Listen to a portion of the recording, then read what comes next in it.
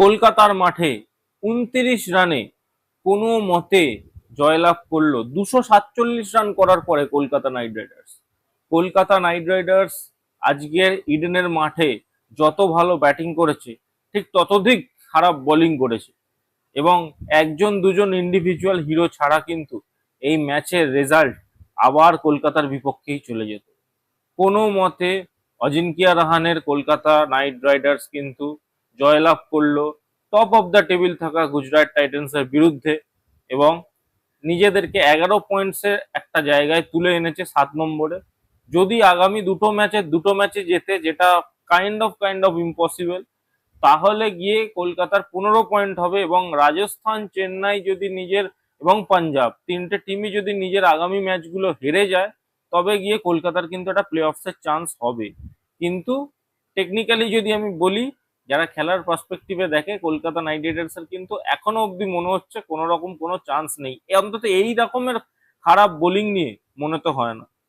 So overview যদি আমি বলি, গুজরাট টাইটান্সের ক্যাপ্টেন শুভমান গিল টসে যেতে বোলিং করার সিদ্ধান্ত নেয় এবং একটা কথা আমি কিন্তু প্রথমেই বলতে চাইছি, কলকাতা নাইট রাইডার্সের যে ধরনের টিম আছে সেই টিম কিন্তু বেনিফিশিয়ারি হবে যদি সেই টিম ফার্স্ট বোলিং করে। কারণ এই টিমটা কিন্তু ফার্স্ট ব্যাটিং করে সেকেন্ড বোলিং করতে আসার টিম নয়, কারণ সেকেন্ড বোলিং করতে গেলেই কিন্তু ডুববে। যে কটা ম্যাচে সেকেন্ড বোলিং করতে যাচ্ছে সে কটা ম্যাচ কিন্তু ম্যাক্সিমাম ম্যাচগুলো কিন্তু হেরে যাচ্ছে।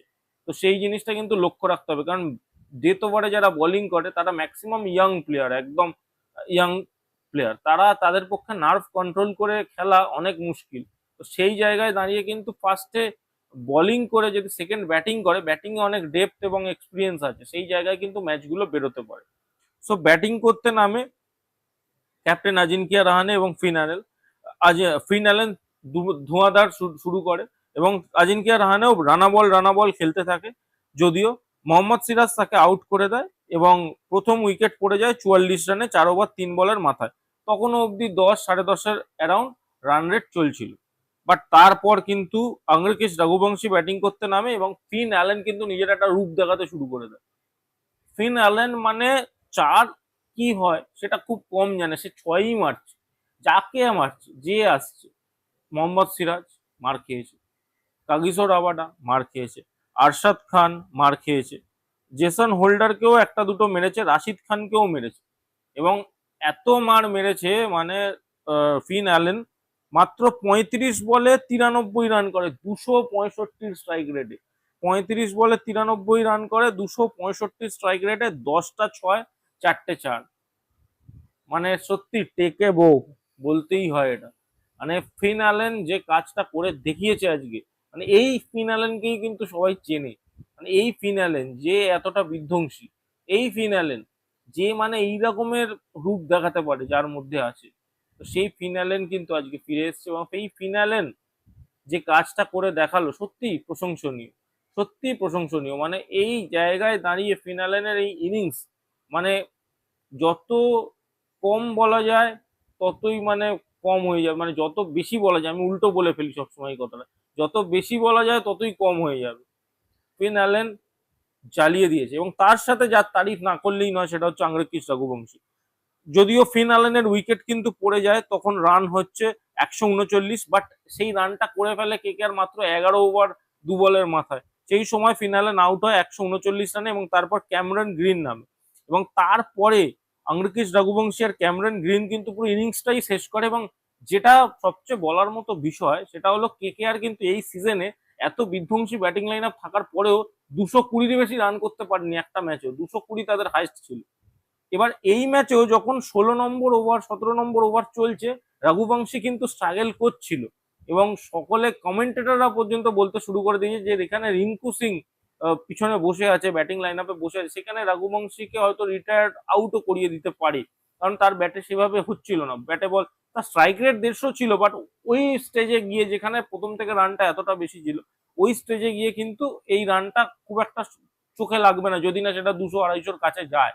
তো সেই জায়গায় দাঁড়িয়ে কিন্তু একটা ওভার আসে যেখানে মোহাম্মদ সিরাজ বোলিং করতে আসে। আঙ্গরকিশ রঘুবংশী একা মোহাম্মদ সিরাজকে মেরে মোটামুটি নিজের স্ট্রাইক রেটটা কভার করে নেয় এবং লাস্ট ওভার রাশিদ খানকেও মোটামুটি ক্যামেরন গ্রিন চার্জ করে এবং আংরেকিস রঘুবংশী লাস্ট অব্দি 44 বলে 82 রান করে নট আউট থাকে, 7টা 6 4টে 4, 186 স্ট্রাইক রেট, যেটা ডিসেন্ট বলতে পারি আমি। কারণ যে লেভেলের খেলা, যে লেভেলের পাটা পিচ ইডেন গার্ডেন্সে এখন হয়ে গেছে, সেই লেভেলে যদি যাই তাহলে এটাকে আমরা ডিসেন্ট একটা ইনিংস বলতে পারি। বাট সে ইনিংসটা ফিনিশ করেছে, কারণ ওই জায়গায় যদি আউটও হয়ে যেত তাহলে নতুন ব্যাটসম্যান এসে হয়তো এতটা অ্যাগ্রেসিভলি খেলতে পারতো না। যেখানে আজকের ম্যাচে রোবমান পওয়েল কিন্তু ছিল না, রোবমান পওয়েলকে কিন্তু তারা খেলায়নি। সেই জায়গায় দাঁড়িয়ে কিন্তু রঘুবংশী 44 বলে 82 রান করে, এবং ক্যাম গ্রিন যার কথাও বলতেই হচ্ছে, কারণ সে 28 বলে 52 রান করে। শুধু তাই না, তার কিন্তু অনেক কিছু অ্যান্সার করার ছিল। কারণ ক্যামেরন গ্রিনের কিন্তু গত ম্যাচে তার স্ট্রাইক রেট নিয়ে যথেষ্ট কোয়েশ্চেন উঠেছিল। স্ট্রাইক রেট কম স্ট্রাইক রেটে খেলছে, বেশি সিঙ্গেল নেয়, সেটাও তো অনেক টাইম নেয়। বাট ক্যাম গ্রিনও আজকের 28 বলে 52 রান করে, 4টে 6 3টে 4 এবং 185 স্ট্রাইক রেটে সেও ফিনিশ করে। এবং কলকাতা নাইট রাইডার্স ওভারঅল 247 রানসে পৌঁছে যায় মাত্র 2 উইকেটের বিনিময়। 248 রানসের টার্গেট দেয় কিন্তু গুজরাট টাইটান্সকে। এবং একটা ভালো জিনিস হয়, মাথিসা পাথিরানাকে ইম্প্যাক্ট প্লেয়ার হিসাবে নিয়ে আসা হয় ফিনালেনের জায়গায়। বাট যখন ওপেনিং করে সাই সুদর্শন আর শুভমান গিল আলাদাই মুডে ওপেনিং করতে আসে। দুজনেই অ্যাগ্রেসিভ ব্যাটিং করছিল। অ্যাগ্রেসিভ ব্যাটিং এতই হয় যে প্রচুর অ্যাগ্রেসিভ ব্যাটিং হয়, যেখানে সৌরভ দুবে প্রথম 2 ওভার বল করে, তো ভালোই বল করেছে, প্রথম 1 ওভার বল করে অ্যাকচুয়ালি। কার্তিক তিয়াগিও 1 ওভার বল করে। এবার তারপর একটা ঘটনা ঘটে যে এর বলে কার্তিক তিয়াগির একটা বলে সাই সুদর্শন কিন্তু চোট পায় এবং রিটায়ার্ড হার্ট হয়ে ভিতরে চলে। এবার রিটায়ার্ড হার্টের নিয়ম কি, রিটায়ার্ড হার্ট যদি কেউ হয় তাহলে সে আবার পরে ব্যাটিং করতে আসতে পারে। তারপর নিশান্ত সিন্ধু বলে একটা প্লেয়ার, নিশান্ত সিন্ধু বলে যে প্লেয়ারটা, সে নামে, তাকে সুনীল নারিন আউট করে দেয়। সুনীল নারিনের এগুলো রেগুলার কাজ। দেন জস বাটলার আর শুভমান গিল, মানে যে উইকেটটা পড়ে ফার্স্ট উইকেট, যেটা নিশান্ত সিন্ধুর উইকেটটা 49 রানে পড়ে 4 ওভার 1 বলের মাথায়। বাট তারপর শুভমান গিল আর Jos Buttler what a terrific partnership, মানে একটা দুর্দান্ত পার্টনারশিপ করে। 100-100-র ওপরে পার্টনারশিপ চলে যায়। 16 ওভার অব্দি তারা খেলে, এবং বলতেই হচ্ছে শুভমান গিল 49 বলে 85 রান করে এবং জস বাটলার 35 বলে 57 রান।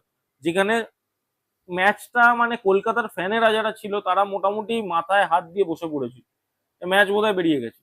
যে জায়গায় খেলাটা নিয়ে চলে এসেছিল শুভমান গিল আর জস বাটলার, মানে শুভমান গিল এমন একটা সিচুয়েশন তৈরি করেছে যে কোনো বলে মেরে দিচ্ছে, যে কোনো বলে 6 মারছে 4 মারছে, 6 মারছে 4 মারছে। কলকাতাকে দেখে মনে হচ্ছে কোনো প্ল্যানিং নেই তার এগেনস্টে। তো লাস্ট অব্দি সুনীল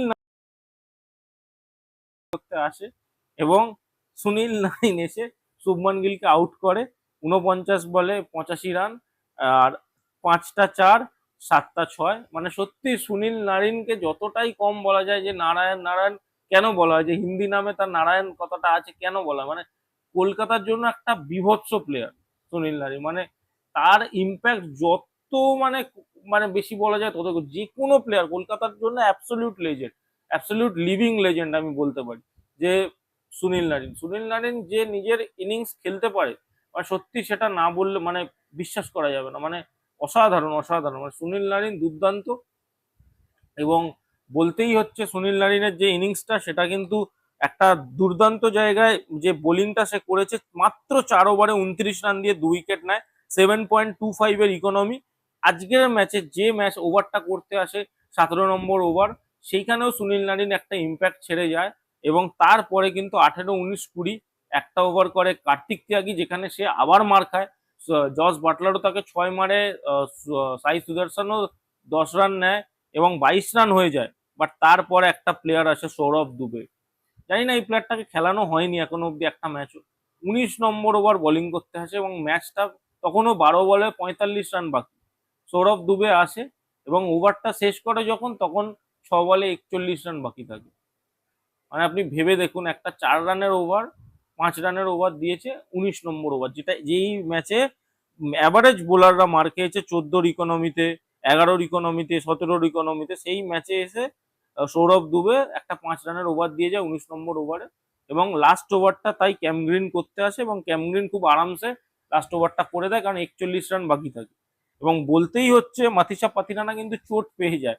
মাথিসা পাতিরানা 1 ওভার বল করে, তারপরে 2টো বল করতে না করতে সে চোট পেয়ে বেরিয়ে যায়, সে অ্যাভেলেবেল ছিল না। তো এই রিসোর্সেস, এত কম রিসোর্সেস ক্যাপ্টেন আজিঙ্ক্য রাহানের কাছে, এবং একটা জিনিস কিন্তু খুব ভালো হয়েছে, তারা ভাইভা বড়োরার থেকে দূরে সরে এসেছে। ভাইভা বড়োরাকে যতটা তারা ব্যাক করেছিল, ভাইভা বড়োরা কিন্তু সেই জায়গাটা তাদের দিতে পারেনি। তো ভাইভা বড়োরার থেকে তারা দূরে সরে এসেছে, এটা একদিকে ভালো। সে হয়তো সেই ডেথ ওভারের সেই রকমের বোলার নয়, বাট যাকে যার তারিফ করতেই হবে সেটা হলো সৌরভ দুবে। নতুন বোলার, ওই সময় নার্ভ কন্ট্রোলে রেখে যেভাবে বোলিং করেছে, ওই ওভারের জন্য কিন্তু ম্যাচটা সিল্ড হয়ে যায় এবং কোনো মতে 29 রানে কলকাতা নাইট রাইডার্স জয়লাভ করে। এবং একটা ছোট্ট সিকি ভাগ যেটা কিন্তু এখনো প্লে অফসে যাওয়ার, কিন্তু সেটা টিকে আছে। আর একটা কথা যেটা বলতেই হচ্ছে, সুনীল নারিন এই ম্যাচে যদি আমি বোলিং ফিগার্স গুলো বলি, বরুণ চক্রবর্তী যে কলকাতার সবচেয়ে টপ প্রায়োরিটাইজ ইন্ডিয়ান বোলার, সে 4 ওভারে 47 রান খেয়েছে, 11.75-এর economy. Anukul Roy one of the spinner যার ওপর কলকাতা খুব রিলাই করছে, 1 ওভারে 17 রান খেয়েছে। পাতি রানাকে আমি ছেড়েই দিলাম, কারণ সে 1 ওভার 2 বলের বেশি বল করতে পারেনি। কার্তিক ত্যাগী যার ওপরে এত বেশি ব্যাকিং, সে 4 ওভারে 59 রান খেয়েছে, 14.75-এর ইকোনমি। বাট সুনীল নারিন এই ম্যাচেও যখন ডিফিকাল্ট ফেজ, যেখানে যেখানে ব্যাটসম্যানদের পুরো সেট ব্যাটসম্যানরা সেখানে সেখানে বোলিং করে মাত্র 4 ওভারে 29 রান দেয়, 2 উইকেট নেয়। Absolute legend, absolute living legend for Kolkata night Riders, এটা বলতেই হচ্ছে। আর একটা কথা, এই সুনীল নারিন, তার ব্যাটিং আমরা ইউটিলাইজ করছি না, কিন্তু সে বোলিং এ যেভাবে কন্ট্রিবিউশন করছে, আমরা বলতে পারি কিন্তু যতদিন সুনীল নারিন খেলবে সে কিন্তু কলকাতার হয়ে এই হিরোইক পারফরমেন্স গুলোই দিতে থাকবে। তো আপনাদের কি মতামত আজকের এই ম্যাচটা নিয়ে ডেফিনেটলি কিন্তু কমেন্ট করে জানান। ভিডিওটা ভালো লাগলে ভিডিওটাকে লাইক করে দিন, বন্ধু বান্ধবদের সাথে শেয়ার করে দিন, এবং চ্যানেলে নতুন হয়ে থাকলে কিন্তু চ্যানেলটাকে ডেফিনেটলি সাবস্ক্রাইব করতে ভুলবেন না। কেকেআর ডাগ আউট নিয়ে আমি আবার পরের কেকেআর ম্যাচের পরে ফিরে আসবো। আজকের ভিডিওটা এই অবধি। Thank you.